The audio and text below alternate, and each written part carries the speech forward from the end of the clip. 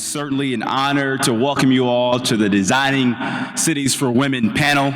But before we begin today's exciting conversation, I know we are all watching the developments in Ukraine with a lot of sorrow, sadness, and great angst. So let us just take a few moments, just take a moment for those that we've lost in Ukraine.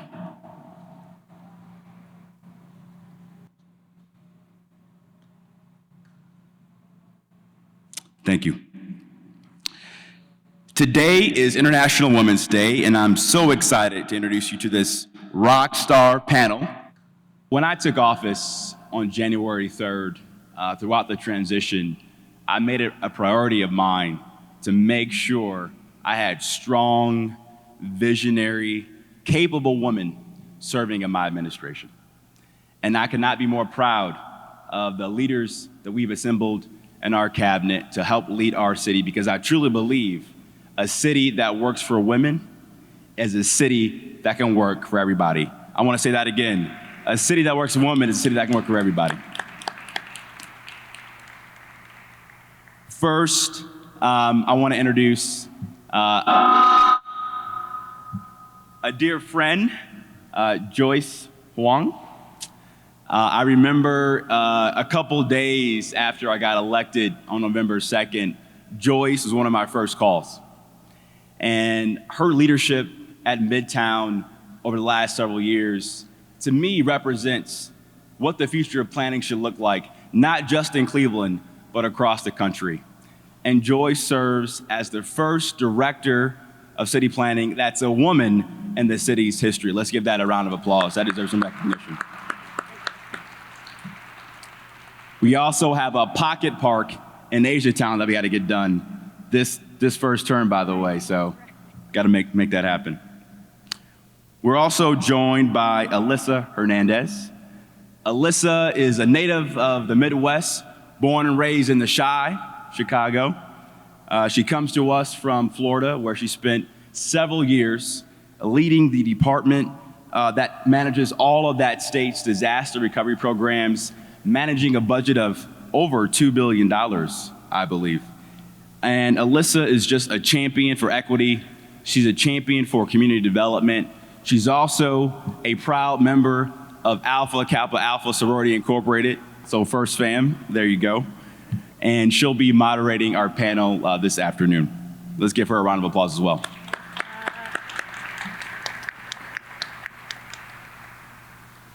So I haven't had the chance to meet Sally before she interviewed to be a part of my administration. But everybody I asked across town about Director Sally Martin said that she was not just one of the most important voices in the city and our region on housing policy, but also one of the most important voices in America on housing policy. And we have some big challenges ahead of us as a city to turn around our housing stock, to make sure that we have a city that truly builds inclusive housing for all of our residents. And I couldn't be more proud to have Sally Martin join this panel, but also be serving as my Director of Building and Housing. Thank you, Sally, for joining the panel. Sally. And last, but certainly not least, Sonia Pryor-Jones.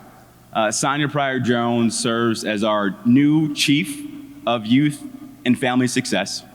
And Sonia and I met almost 10 years ago when I graduated from college. She was working in STEM education in Cleveland.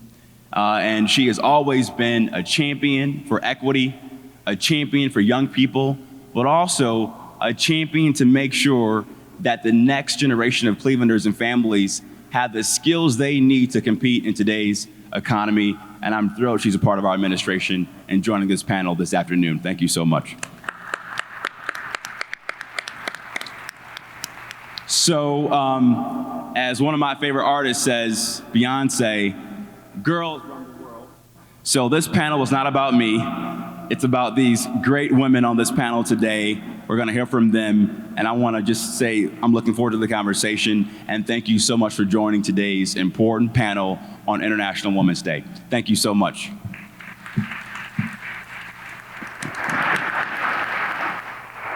Thank you so much, Mayor Pittman. What I want to say is, wow, look at this room.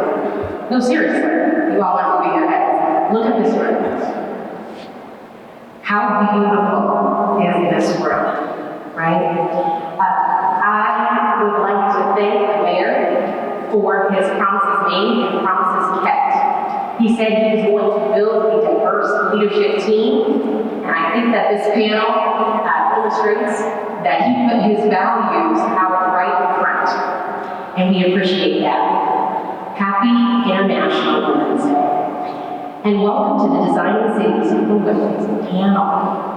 My name is Alyssa Hernandez. I'm the Director of Community Development here from the city, and I'm your moderator for today's panel.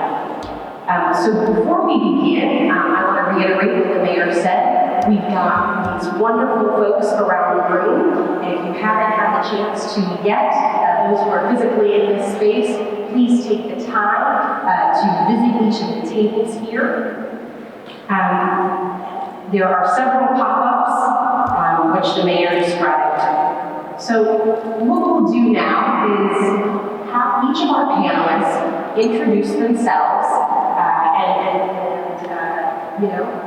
start us off with your remarks and what designing cities for women looks like to you. We'll start off with Director Lewis. Good afternoon, everyone. I'm the new Director of City Planning, and I do see folks from City Planning represented all in this room, yes. It's great to see you all, and it's great to be in person here today. I would just love to add to my bio. Mayor Bibb mentioned that I worked previously at Midtown Cleveland, in the Midtown neighborhood, Asiatown, and parts of Huff. I worked there as the Vice President of Community Development. But outside of my professional bio, I wanted to share a little bit more about myself and the many factors of who I am that have shaped me. So I am a second-generation Taiwanese American. My parents immigrated from Taiwan over 30, maybe 40 years ago now.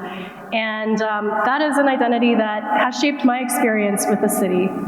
I'm also a mother, so I have a 3-year-old, and that, actually has also shaped my experience with the city as well.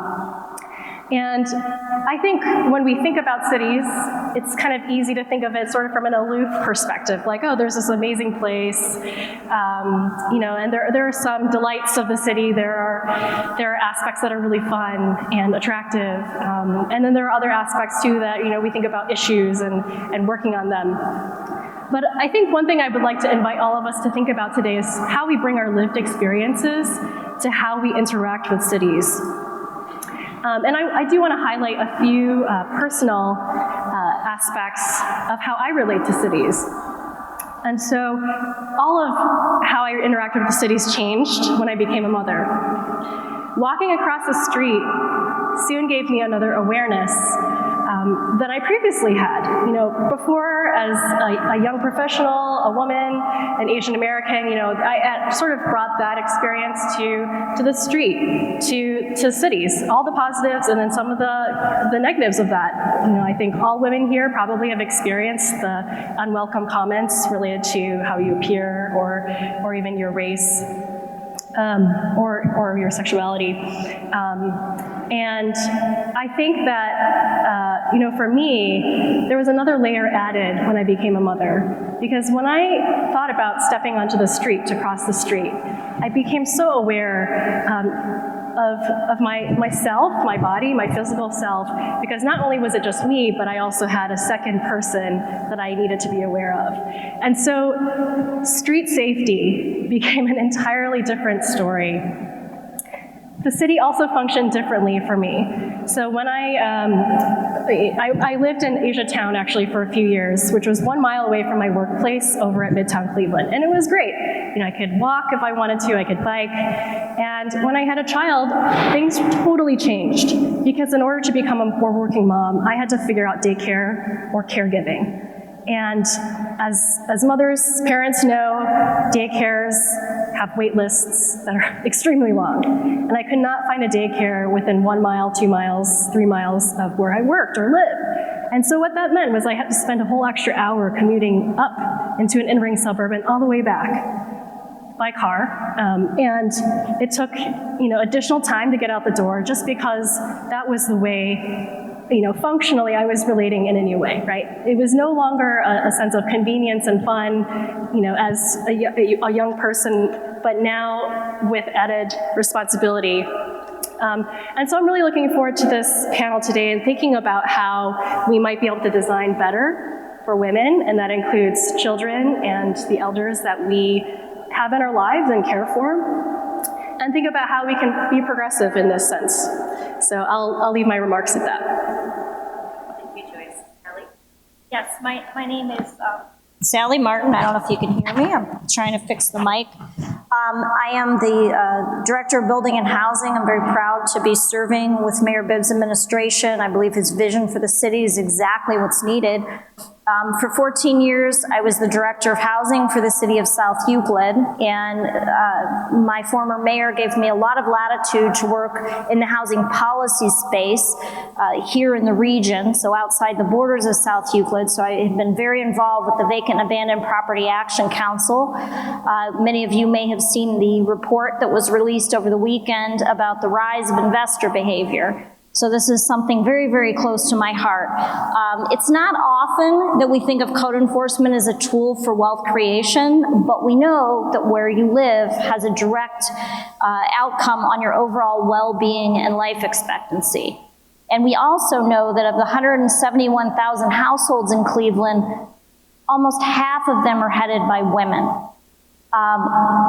We need to think about that and let that sink in, because we need to be designing cities to better serve women. And what we are finding is that disproportionately the adverse outcomes are borne more by women than others.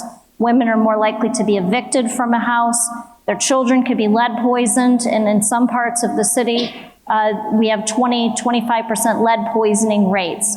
So this is what's motivating me to be here, to take this job, and to take on some of these large, almost insurmountable seeming hurdles, but I think they are surmountable if we all join together and work together. So I'm really looking forward to serving. I'm also very much looking forward to this dialogue today. I'm the mother of 2 adult children, and I'm the caregiver to my disabled adult sister. So I look at everything through the lens of accessibility and, and just how it affects the disadvantaged among us. So much, Sally. Thank you. Well, it's a pleasure to be here with everyone this morning, afternoon. I think we're in this afternoon. As the mayor mentioned, I'm serving as the chief for family success and family success, and this is my second week of work. And so it was really exciting to me to be invited to participate in this conversation as we think about how to design cities for women. I think we really do think about how to design cities for the entire family.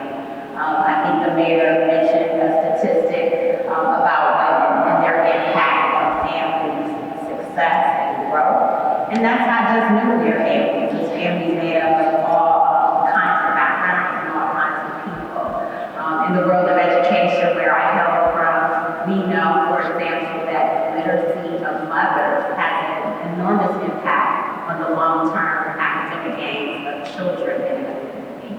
And so it's very exciting to be having this conversation.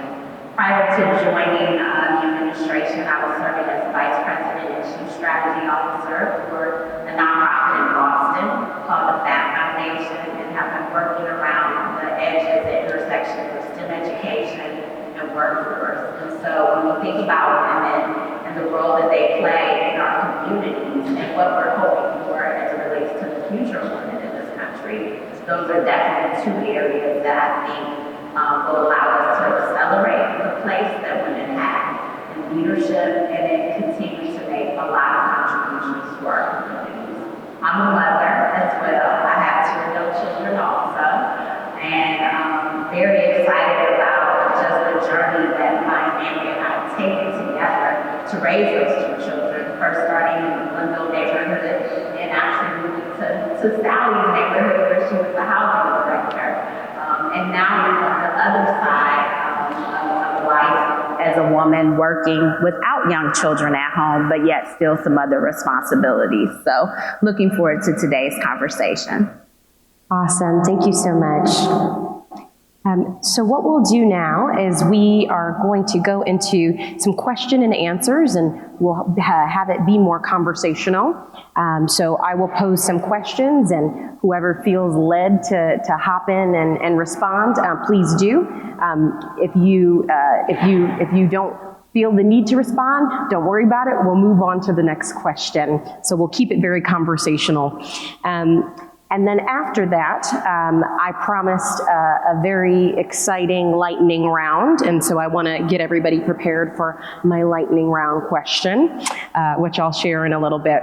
And then we will take questions from the floor. So as we're speaking today, if there's a topic or something that you've heard that maybe you want to hear more about, jot it down, and we'll be taking questions from the floor in a little bit here. So with that, I want to jump right into the question of the day. What's your vision for designing cities for women? What does that look like? Don't all talk at once. Joyce is jumping to answer. I will jump. So it's really interesting because I think that from a planning perspective, much of urban planning has actually been directed historically by men. And so it's very unusual actually to find planning directors who are women, and I hope we see more and more women who are planners. I think a very common example that people like to use is about how our transportation systems were designed. And so this kind of harkens back, 50 to 100 years ago, that back then traditional workers were mostly male, and the transportation routes were directly from place of home to the place of work. And so as auto orientation developed in terms of highways and roads, a lot of these corridors are really kind of an in and out type of transportation function. And that goes for trains too, trains and buses. So they'll kind of come in and come out. But we've seen this through studies that women, when they use cities, functionally don't just go in and out of home to workplace and back. They often participate more in chain events. So whether it's going to pick up your child from daycare, picking up something for the pharmacy, go visiting a relative, or if you're a caregiver of another person, there are multiple trips that are taken, and so the transportation networks that we have designed don't really function that way, and so creates additional inconveniences. And as you can imagine, if someone is a single parent household, a single mother, it just takes that much more time to be able to do anything, and honestly, having that extra burden is very stressful. And so I think when we think about designing cities, we have to rethink the functionality of how we approach things and begin to undesign some of these patterns that we've seen. Yeah, I can attest as somebody who is maybe vertically challenged a touch, that when I'm on public transportation, maybe it's crowded and I'm reaching up and I'm barely holding on, right? It wasn't built for somebody like me. Mm-hmm. Thanks for that insight, Joyce. From the housing perspective, I would just say that finding affordable housing is becoming increasingly more difficult, especially for a single woman head of households. There are legislative actions that we can take, and I know that Mayor Bibb is exploring these that help tremendously. One of them is source of income protection. So if someone has public assistance as their form of income, currently in most places, the landlord can say, I'm sorry, I'm not going to accept that for rent payment from you. Pay to stay. So Ohio is only one of 5 states that will evict you if you're 1 day late in rent. Your landlord can say, I'm sorry, I'm not accepting your late rent payment, I'm going to evict you. So having a legislative action to that would be to enact pay to stay, which we did in South Euclid, which allows people who can pay up to the time of their eviction to pay and remain in the home. Also, right to counsel, which is, we're very fortunate in Cleveland and in Cuyahoga County to have that through legal aid. And that has been tremendously helpful in diverting people from the throes of eviction, so they were able to remain in their homes. So, being mindful of transit-oriented development, as Joyce commented, when we're building projects, we'll build them mindfully toward being near transit nodes, which is extremely helpful. So those are the lenses that it passes through for me. Is the housing accessible? Is it affordable? Does it work? Is it stable? Can we create stable homes for people that they can afford? The thing that comes up for me is culture and cost, right? And so there is the vision that you might individually have for yourself, being a woman living in a city. But I think it's also beyond the physical plant. What is the culture and the environment that is embracing towards women and their unique needs, as well as that's safe? We live in a city where we've had challenges, quite frankly, when it comes to women's safety. We live in a city where a report was just published recently on top of subsequent reports about the state of what it means to be a Black woman in the city of Cleveland. And so all of those things coupled with the physical plant are really necessary. And when I think about costs, I think about costs from two sides of a coin. One side is the personal cost of what it means to be a woman. Women experience the pink tax. So you can be a young girl all the way to a woman at older reproductive age, and there are just certain things that you are required and that you need that you pay more money for. And that's in a society where women are making sometimes as less as 60 cents on the dollar as men. And so I think the cultural and cost components of what it means to live in a city also have to be a part of our vision forward. And if I can add an additional intersectional layer, so if you are from the LGBTQ community and you're both women, you are both making less. And that is an additional sort of, stressor. And if you also are a person of color, that is also an additional stressor, because combined your income is much less than, let's just say, a straight couple that is married. Yeah, that's a great point. So we've talked about some of the challenges, right? I think we know them well, and I think each of us have been brought on and are committed to addressing those issues. So when we do our job right, looking to the future, what are the benefits of designing cities for women? And I'd also like to layer on that a point that Joyce just made on intersectionality. So if you could speak to that, what are the benefits of designing cities for women through the lens of our intersectionality? Well, I'm happy to start there. I think, some of the benefits go back to some of the things that we mentioned today. Far more often than not, I believe it's 78% of women who are in the workforce are also caregivers, right? And this is not just caregivers for children. This is also sometimes for disabled family members and aging parents, right? Or extended family members. And so women uniquely are also trying to take care of their own behavior and mental health. There's a tremendous amount of additional stress and toxic stress in some situations that are placed on women as they try to juggle. And so I think as we think future forward, how to create solutions, because this is an administration about solutions, what kinds of things are in public policy and what kinds of things are in now best practices to better support women, particularly thinking about women's health and some of the unique issues that they face. What kinds of things can we build into our programming through our rec centers that are also now trauma-informed care centers, for example, for the entire family. One of the mayor's agenda items is a children and youth cabinet.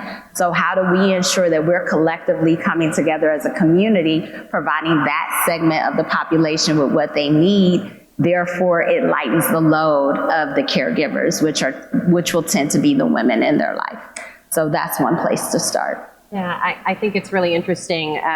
We can have a panel that's for women, but you keep hearing things like caregiving, motherhood, children, right? It is, it's true that when we look at a woman and the responsibilities that we take on, it goes far beyond, right, just taking care of ourselves. It often has to do with taking care of those around us. Absolutely. And if I could add to that, these traditional roles, right, that have played out in society, they too are beginning to shift and change. And so how do we elevate that so that people see that there are other ways to live a quality of life that is even more equitable from day one in a girl's life when she's born on this planet?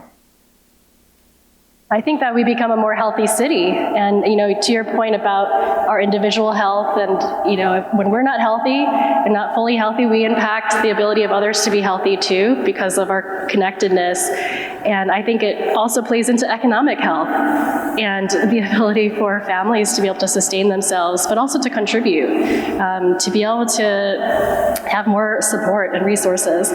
And so I think that, back to Mayor Bibb's point, when we design for cities, and now that more men, for example, are participating in things like chain events and helping to do drop-off and pickups and things like that, when we design for women, we're actually designing better for everybody. Absolutely. So I'd like to move forward to talk about some code enforcement.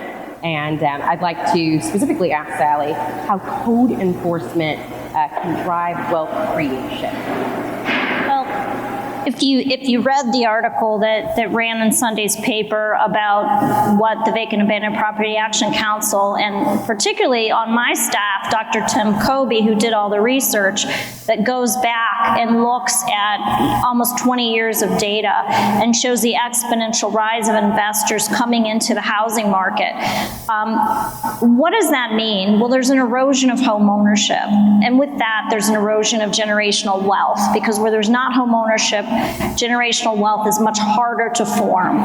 So one of the ways that I think we need to fight back on situations like that is, one, to have proactive policies to help people become homeowners. So we have wonderful housing counseling agencies, we have down payment assistance, but it's all for naught if we're fighting against cash buyers and we don't have the opportunity to compete for that. So code enforcement and insisting that houses be kept safe, clean, habitable, and desirable is job number one. So we have a number of investors who come in with no intention of ever investing in the property. They're milking it, they're charging the highest rents they can charge, which again, typically penalize single women head of households and women of color, along with their propensity to very quickly evict. So from our standpoint, when we're setting policies, we need to be very mindful of that. We need to be very aggressive with code enforcement, which is my goal, especially to curb a lot of the things that I'm hearing: buildings without heat, buildings where plumbing has failed.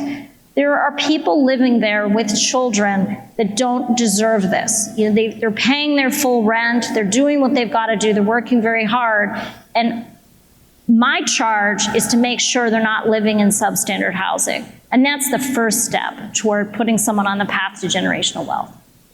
Thank you. So Joyce, I'd like to throw this question to you. In thinking about urban design being inclusive of women and therefore better for everyone else, can you talk to us about this idea of a 15-minute city? Sure. So the 15-minute city is a recent theory about how if we had neighborhoods where we could access all of our needs and wants within 15 minutes, that would support a better lifestyle, a better quality of place. So you should be able to walk from your place of residence to the pharmacy, to the daycare, to the salon, other elements that make up our lives within 15 minutes. I think it will take a lot of will to be able to do something like this, because as we know, not every neighborhood was formed equally or equitably. And so we already see vast differences between neighborhoods, depending on race and also socioeconomics, about how, not every neighborhood has the same access. And I think that's going to require a lot of really careful analysis and really careful thought before it becomes policy. There are also aspects of the 15-minute city that we also need to be mindful of. So, it was a theory generated by a male urban planner. And when we think about what needs and wants are in regards to the city, we have to think about what women's needs and wants are, right? So it's access to the right kinds of healthcare, access to things like daycare, very, very functional things. And I throw out there salons, because finding a good nail salon is important. Like having a place where you can go and just be yourself and relax, like those are all amenities that maybe they don't maybe fall in the top 10 list when we immediately think of what is within a 15-minute city. So it's important to have women at the table to really discuss what that would look like. That's a great point. And, as you mentioned earlier, how you developed, right, as a woman from a young professional and what you were wanting in your 15 minutes, right? That changed dramatically when you added that little one into your life. Right, and I should add that playgrounds and access to play is essential. I think all of us desire green space during the pandemic, but when you have a child, play is essential to their development, and access to really safe, clean and publicly accessible play is not equally distributed in our neighborhoods. Yeah, and there are neighborhoods, right? There are neighborhoods in this city. I live in one of them, and I pay a premium to live there, right? We know that the opportunities that some of our citizens have is not the same across, and I think we are all keenly aware of that and those challenges, and we work to fight them on a daily basis. I think that's what really brings us to this work. Through planning and community development, through education and other things. And on that point, and Sonia, I'd like to throw this one to you. In 2020, Bloomberg City Lab ranked Cleveland the worst city in America for Black women. How can the city improve quality of life for Black women, for women? Yeah. It starts by listening to Black women. It starts by having a table, right, co-created by Black women. And I think this particular administration is committed to that. You can see that in the leadership of the team members who are here working on behalf of the citizens of Cleveland. And there were promises made, so some of the things that the administration is working on is creating the right platform for Black women to be able to get together collectively across the variety of age groups and backgrounds to talk about and to share with the city what the issues are. And not only what the issues are, to also partner with the city to create solutions. And so I think that's first and foremost. But I think, you mentioned earlier, we're familiar with the problems, we're familiar with the challenges. I think we have to continue to talk about what those challenges are and to lift them up in our discourse.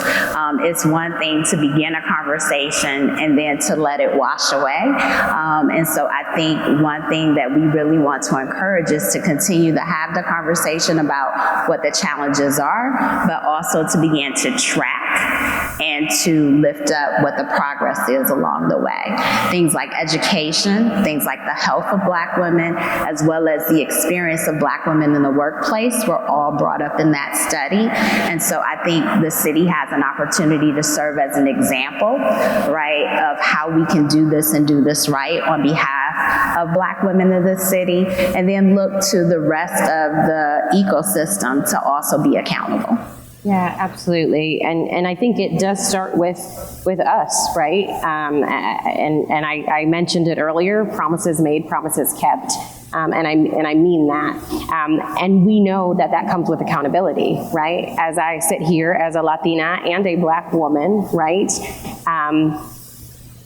It's my job, right, to represent us at that table, to not be silenced, to be to advocate, right, on behalf of women, Latinos, Black folks, and that's our job, right? So what I'd like to add to that, please. I think that's important. Representation is everything, but sometimes we are the only ones in those rooms, and so allyship is essential. This does not happen happen with people who are not women, with people who are not LGBTQIA+, right? This has to happen with allyship, and that is essential. If we're really going to get to the root causes and the kind of systemic change we want to see with these kinds of inequities, people who are not impacted in a negative way by them have to begin to speak up and use their power. So I'd like to switch gears for a quick moment and talk about leadership, right?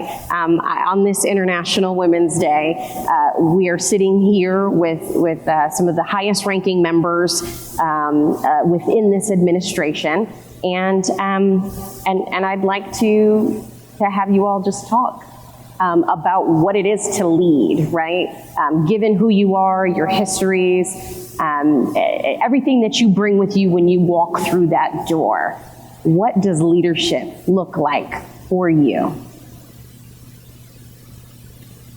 I can start with that question. And, the use of the word collaborative is kind of overused, but I really do think that, coming from, let's just, say for me, my particular culture and my particular background, collaboration has been essential.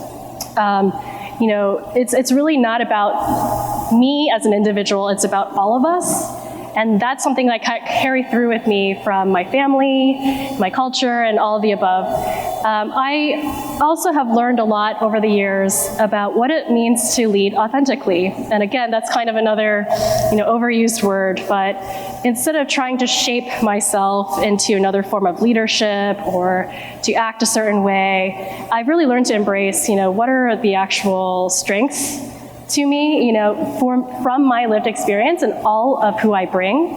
And so that might mean I do things differently, but it also means that I do it in my own specific way, and I have found that to be effective for myself. And so when it comes to leadership, it's really about fully embracing who we are holistically and being able to step forward in that and really believing it. I think for me, it's about remembering who I'm doing this for. So one example I want to bring up, and I had meant to share with you today, is I received a call a few years ago. It was from a school teacher, and she said she was alarmed because she had a student who was very gifted, who had left the school district because the mother's housing was unstable, and they had moved to my area. And she went to visit the kids and found they couldn't flush toilets.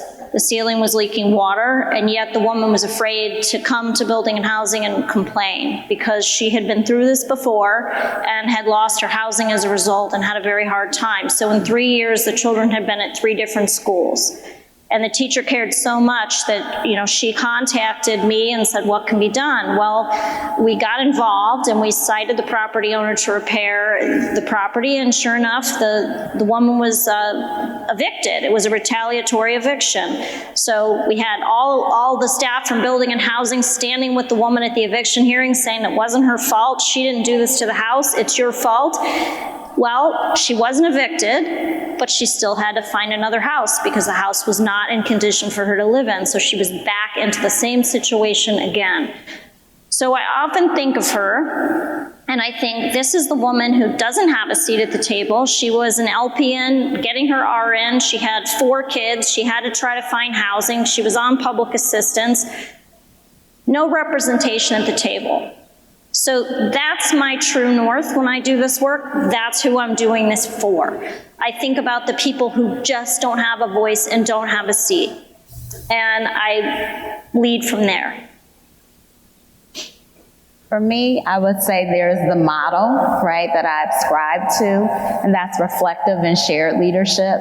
But beyond that, I'm on a leadership journey. I am, by profession, my background is adult learning and development and education, and I believe we're all on a learning journey, as long as we're breathing. And so I think for me, that leadership journey just started anew in this administration a week ago. And so I think elements of that really speak to being clear about your values and how they show up for you every day and everything that you do at home, at work, in civic life, and really inviting other people to do that kind of reflection for themselves. So as I'm engaging with colleagues in a collaborative spirit or a project, really trying to ascertain what their values are and being vulnerable enough sometimes to have those conversations. I think the reality is, as we lead as a new administration collectively together, we're going to fall on our face sometimes. We're not going to always get it right. But if we've been really clear about our values and our why, I think there's a much bigger, amount of grace that's available to us because we're doing that and people understand it. Thank you. For me in community development, I see my mother, I see my family, I reflect on my upbringing in everything I do, right? Especially with community development. When I have an employee come to me and they want to share something, maybe they've got a great idea and they want it to be heard. I think of my aunt, I think of my mother, I think of how many women have not had the opportunity or not felt comfortable in other spaces with leadership that didn't look like me, right? But this gives us the opportunity, this gives them the opportunity to come in and say, hey, I really do have this idea, and as much as, they remind me as my family member, as my neighbor, I think I also remind them of that as well, and we can start to have these dialogues. And so for me, leadership begins with our staff internally, making sure that our folks are cared for, that they feel safe, that they feel supported. I have very, very high standards.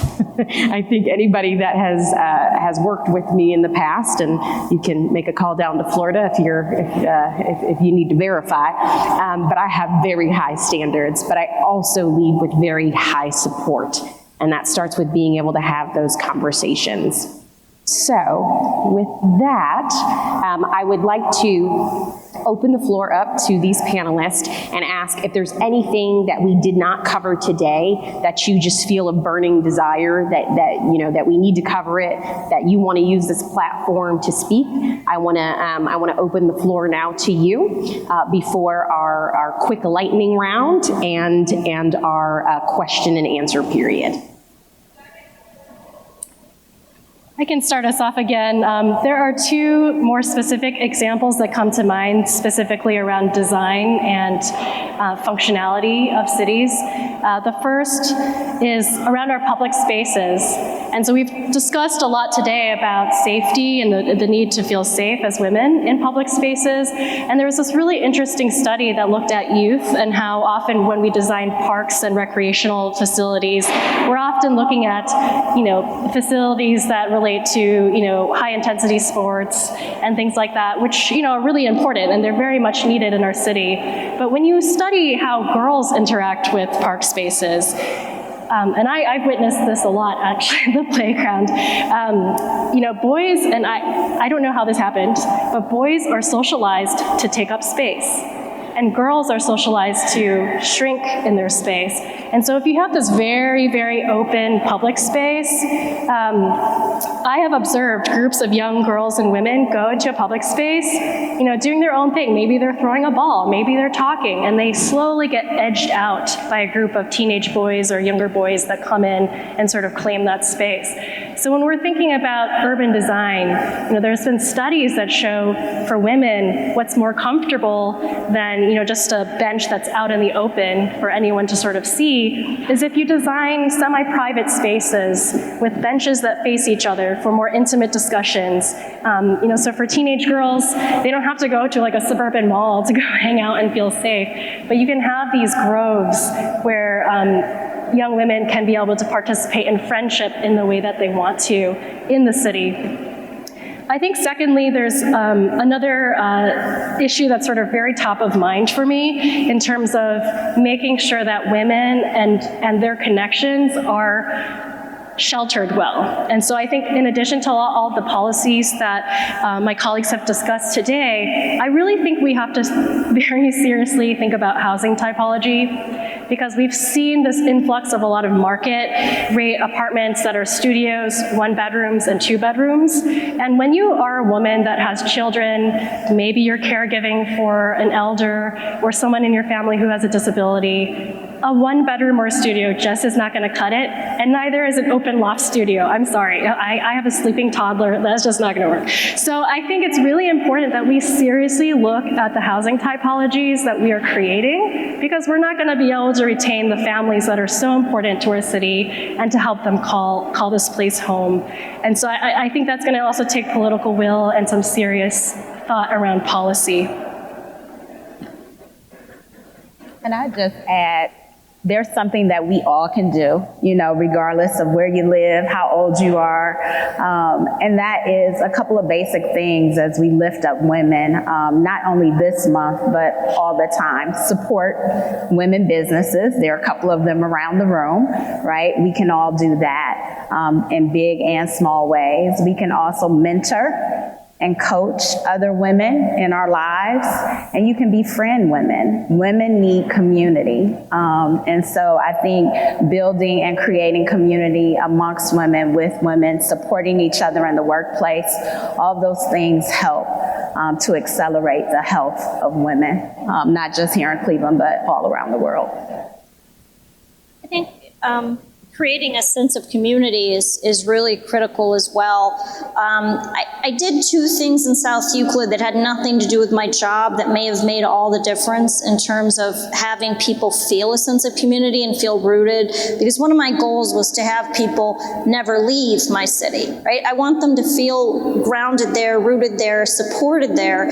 So I started something called the South Euclid Little Free Plant Library, and this was a way for people to share their plants. So if they had perennials that they needed to divide, they could post them on this Facebook group and people would come and take them.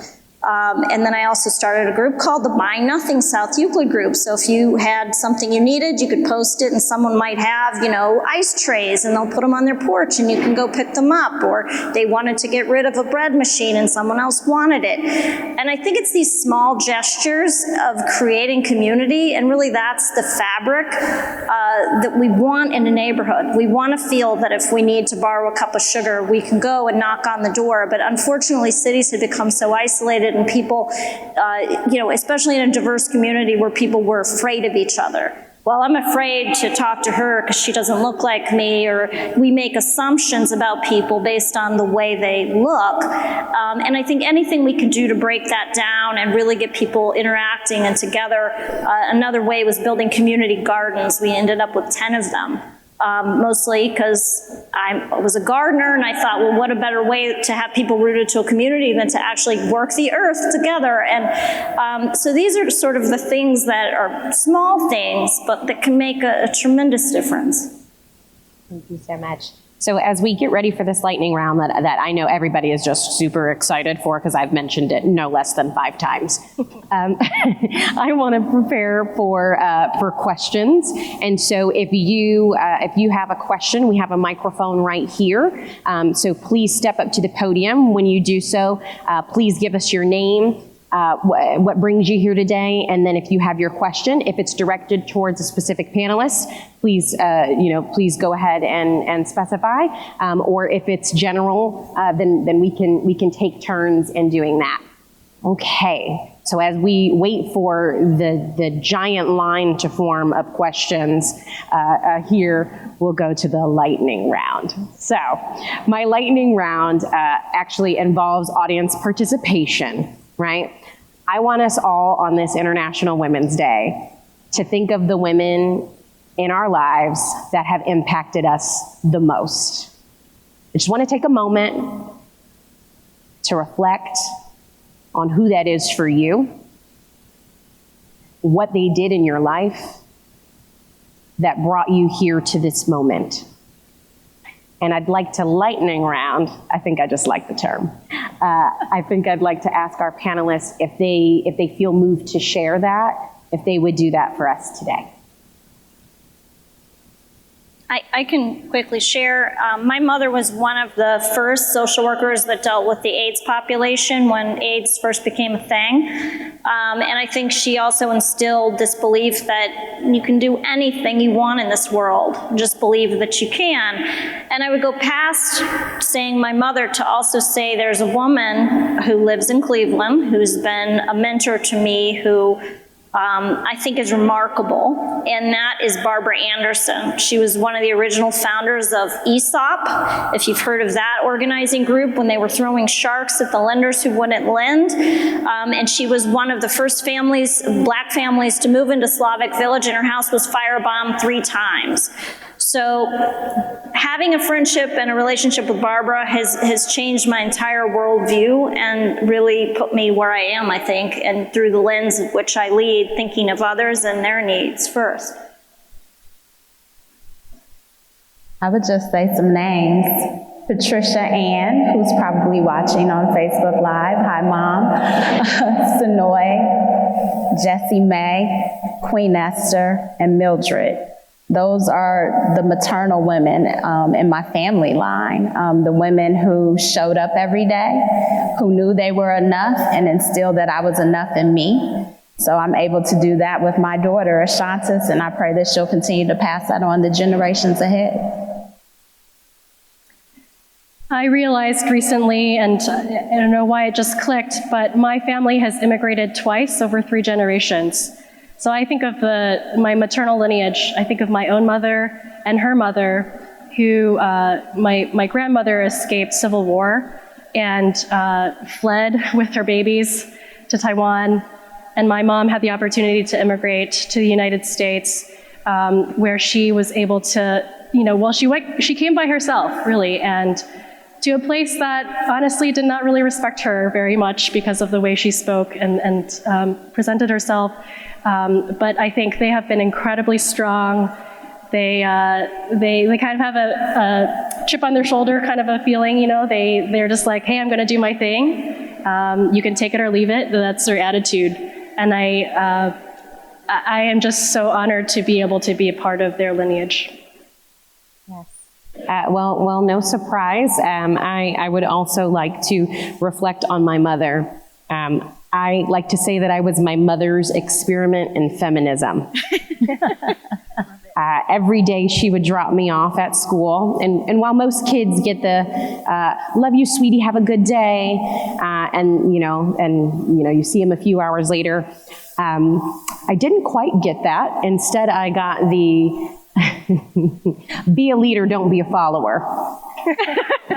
Every day, every single day.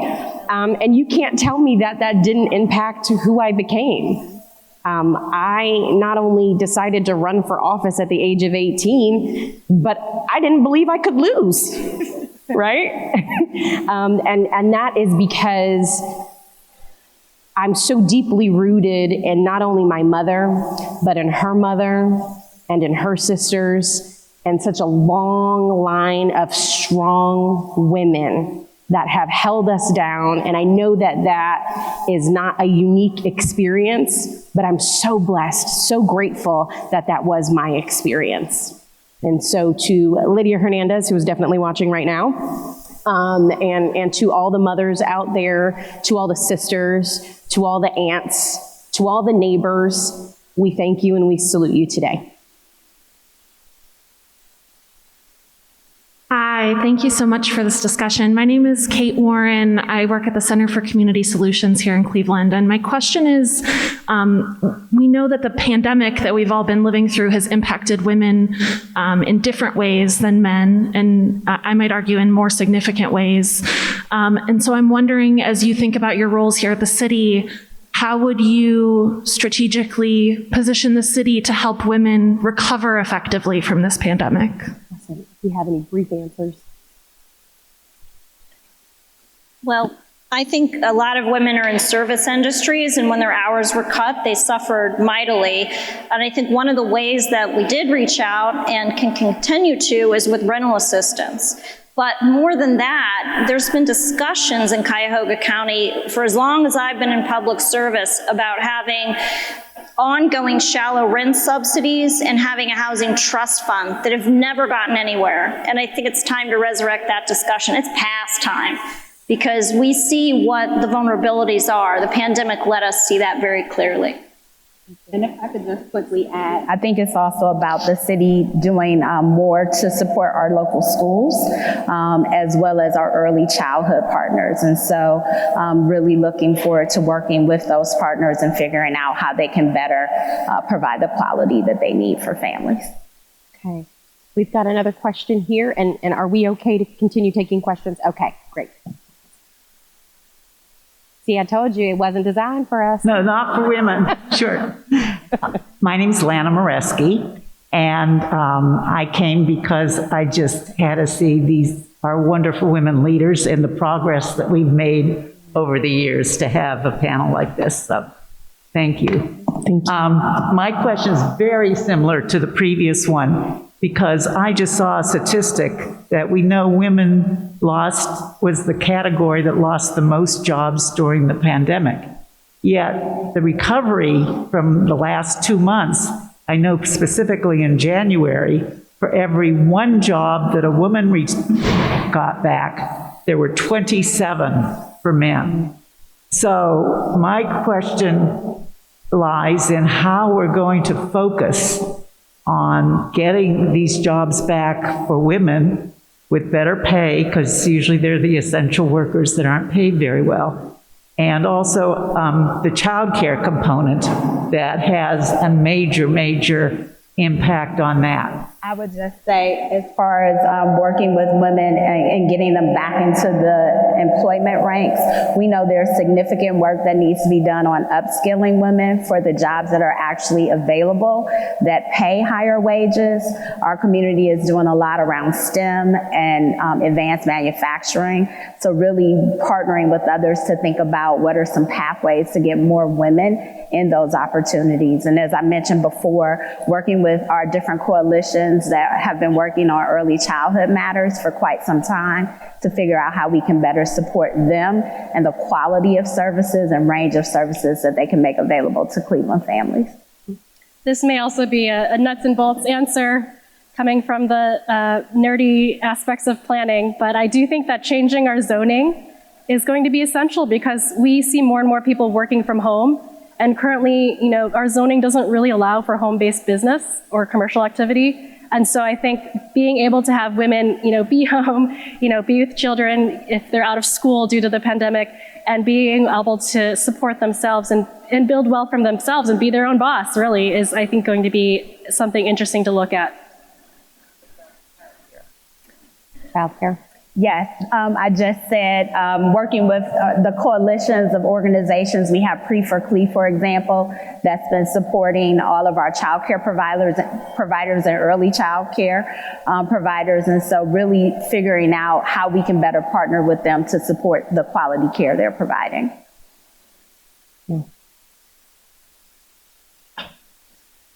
Hi, my name is Cassandra. I'm a user experience designer working in the tech field.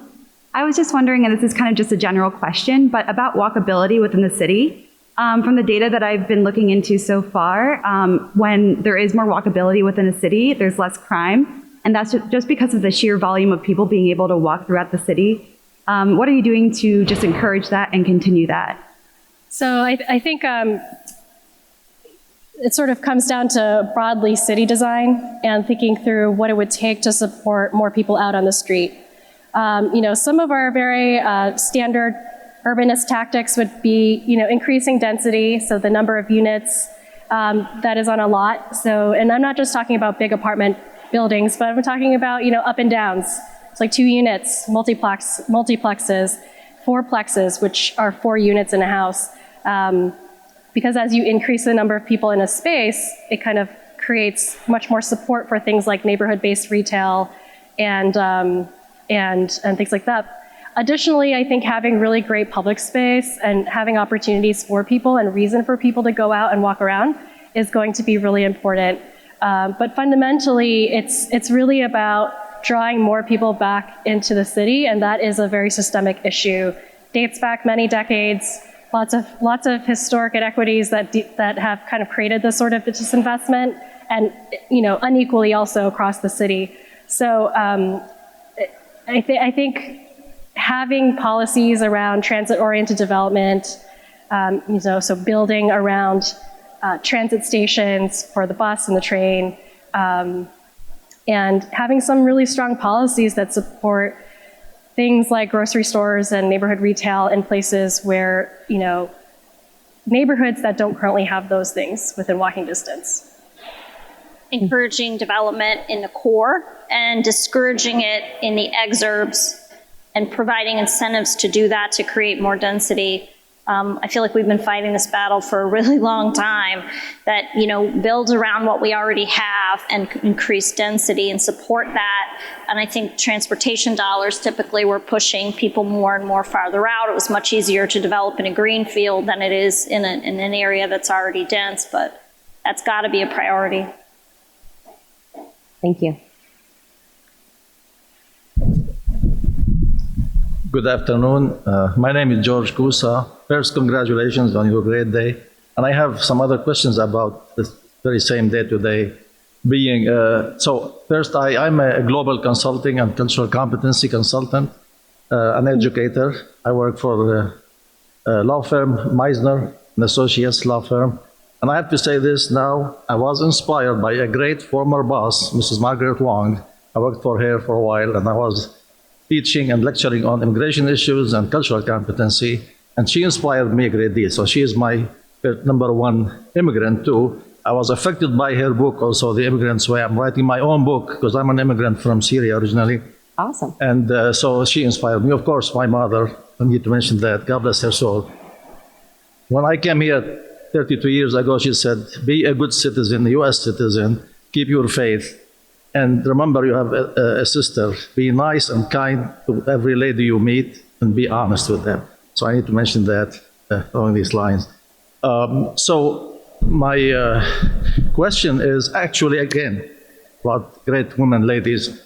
My girlfriend is in Ukraine. She's Ukrainian. And she told me to ask you this question, too. I talked to her 2 hours ago.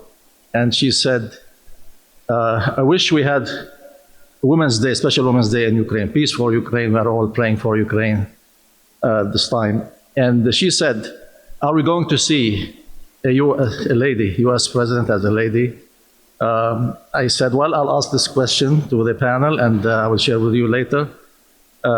Again, so this is my main question about your great, wonderful day today. But my main question is about global education. And I believe who's on the panel for all of you, I believe, because you are all in diversity and global, international.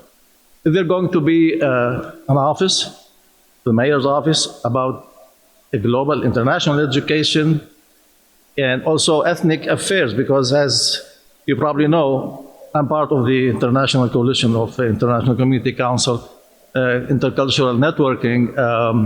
We have 122 ethnic groups in Northeast Ohio. So again, if there's going to be something along these lines, dealing with the huge ethnic groups and the international perspective, international education. So that's my big question about that. I can answer some of that. At this point in time, up to date, we have been working with Global Cleveland as it relates to international affairs with the city. And so there is a partnership there. If you'd like to find out more, I'm happy to assist you in getting more information. One of the things that is most beloved to me as a Clevelander who grew up in the Glenville neighborhood, that's reflective of the community you mentioned, are our cultural gardens. I think they are just an amazing asset. So whenever I have visitors, it's one of the first things I tell them about. And so I think a big part of Cleveland's innovation for the future, and as we even think about the future of cities for women, is really embracing that cultural and international diversity that we have. Thank you. Just last part, maybe more of, she also asked me, my girlfriend in Ukraine, ask the panel, they're going to be an International Men's Day one day, so your prediction.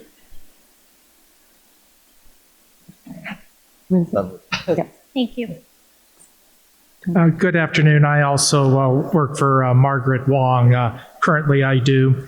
As we know, Cleveland's going to soon be stopping point for many immigrants and refugees from all over the world. What kind of positive impact do you think this has the potential to make upon our region? Okay, and we are at 1:09, so we're needing to wrap it up. So as we reflect on a quick response to that question, I want us to take this last question as well, and we'll think about a response, and we'll go ahead and answer 2 in 1. Sure. Thank you so much. Hi, everyone. Thank you so much for being here, for your time, insight, and your passion. I really appreciate it. My name is Nora Hoxha. I'm here because I'm an architect, but I'm also a refugee. I came here as a refugee, and you guys have no idea how exciting it is to actually hear these conversations about a city design that is inclusive of everyone. So from the top, from the conversations I've heard you guys talk about a lot, women designing cities, which is great, and it's inclusive for everyone. However, I'm not hearing a lot about mixed income planning for the city. So my question to you all is that, so how will this administration, so you and the administration, what is that process that you're going to start developing a socially diverse plan that is for everybody, whilst also simultaneously promoting a lifestyle culture? Because we're talking about American culture here that we're changing, or at least promoting to change, considering that everybody's, that's a 180-degree shift from what everybody's used to. So what does that process look like to include everyone in the designing city? Thank you so much. Panel? So I can kind of try to hit on both questions quickly. You could probably talk about housing too from your perspective, but just in terms of culture and diversity and internationalism, I think that we see so much more diversity and the sort of vibrancy of cultures when many people are represented. So I think of Asiatown, for example, that has really worked hard to engage with the residents of their community to make sure that when designing a park or designing the street, that elements of culture are actually represented in the way that the physical form is built. I can't really imagine seeing development happen in Asiatown anymore without any input from sort of being informed by what the cultural values are for the space and cultural values are for housing. I will say that immigrants and refugees tend to, and this is not just immigrants and refugees, but they do tend to be very, very based in family and extended family. And so I think there is an opportunity here to think about housing typologies, for example, like the fourplex, 4 units in a house, that allow for multiple families to be housed in the same unit so that they can celebrate the community and the culture that they want. I also will add that I think that I am very interested in exploring what I consider cultural corridors. So really identifying places in the city where we can amplify the existing cultures that are there and sort of support that from a physical planning standpoint. Yeah, as a newcomer to the city, I am just awestruck by the diversity. I am coming from a place that is a bit less diverse in northern Florida, and coming here and just seeing the beauty and the food and the culture and in the people has been quite a pleasure.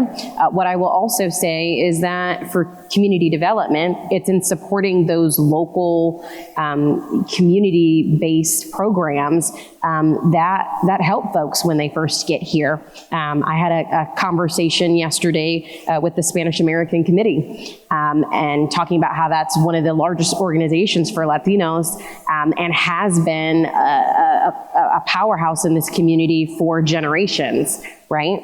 And as we are supporting organizations like that, those organizations are directly supporting those folks that come in.